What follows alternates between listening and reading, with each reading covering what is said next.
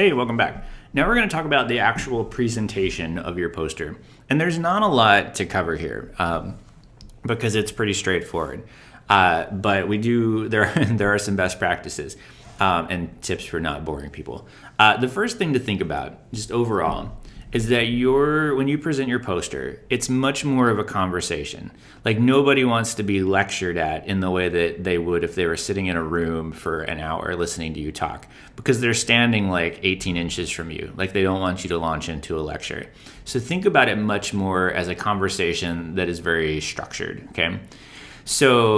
And that's because not everybody wants to hear about your poster. So, don't like lock people in. Like, if I like amble by and I see your poster and the title looks interesting, or maybe you just look like a nice person and I'm like, oh, tell me about your poster. And then you're like, all right, here's 15 minutes of information. And then I'm locked in. I'm going to like loathe you at that point because I can't get away. Okay. So a good rule of thumb is to first have like a 30-second elevator pitch, like to basically have two pitches. So a 30-second elevator pitch. And this could be the elements of your overview / introduction section of your poster, right? So just the very basics, like the most interesting things, the most interesting findings. And then if they're still interested, then you can go more in depth. And so that's when you have like kind of a 3 to 5 minutes of rehearsed materials. And again, you want to organize it in a way that is, with the most interesting things highlighted, because you don't need to go through every detail. And then you basically just sort of work through the different parts of your poster. So like, all right, the intro is, this is why this particular topic is of interest to us, and this is why it's salient, and then some background on like what you need to know to understand it. It falls in the background. And then why is it important? Like the so what? Like how does this impact us under the costs and implications? And then finally wrap up in your conclusions.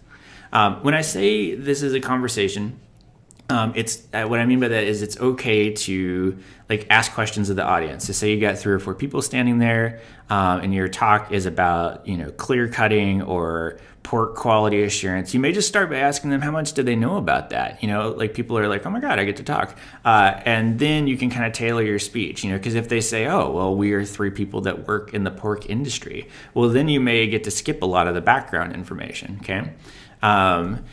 And jump straight to the more, because they have a pretty good understanding of what's going on. But if they have no idea, then you can tailor your thing accordingly. So not to like, that's about it. Like that's really it. I want to show you this is the criteria by which we're going to be judging you.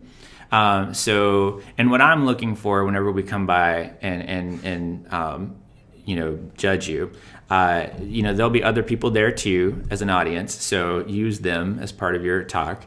But we're looking for kind of the things that we've been talking about. Do you capture the attention up first? Do you talk about, like what's the most interesting thing? Do you pose a question? Do you talk about the need for it? Like why it's important? Do you talk about like, what are you hoping to accomplish with, your information that you're presenting there that day? And then we check that off. Is your content organized well? Like, do you have a procedures / lit review / how it works section? Do you have a cost and implication sections? Did you provide references? Then the same thing with the conclusion. Do you just end or do you sum up your main points? Do you sound credible when you present? So none of this is like should be surprising at all, because it's exactly the way that we've asked you to structure your poster. And then this is the second part. The product is always more about like your actual presentation. So your voice is, you project well, although not too loud, because again, we're like 18 inches from you. Do you have good pacing and timing? Do you, stop and ask questions, or do you just ram through all your information? Do you make eye contact? Do you, engage with the audience? Do you use your hands when you talk, which is a totally okay thing. Now, in terms of I wanted to address this, the quality of visual aid / materials. If you were designing like a poster for a research conference, that can take hours. And this isn't a design class, and we don't really care, that you can do that. Although you will need to learn at some point. That's just not what we cover here. So for your guys, what you'll probably do, the best way to do it, I found, is to just make yourself a PowerPoint. And have each slide be printed on one sheet of paper, and then print them out and then tape them up on the wall and make like a mosaic of like, all right, like, well, I got my title across the top, and then the next line of like 3 or 4 sheets of paper in a row has my intro and maybe some pictures and some graphs. And so you just kind of put it together. Now, so that's cheap and it's easy, and we'll supply the tape. What we're looking for when we say, is it professional looking, is we're looking for, are the words big enough for us to read from 3 feet away? Did you use 15 different types of fonts, or did you just keep to one font family? Is your use of color good, or did you use yellow on white and nobody can read it?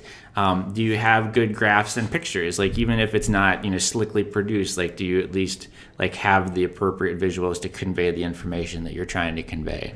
And so, so don't worry about like making some slick jam up looking thing, because we don't want you to have to spend the $100 to print it. But just know that we are looking to make sure that it is, legible and readable and all that good stuff. So hopefully that makes some sense. If you don't, you can always ask questions of your TA. Cool. All right. So in this next one, when we come back, we'll actually talk about designing the poster, and I'll just run through this real quick because this isn't necessarily something that you need to do for this class.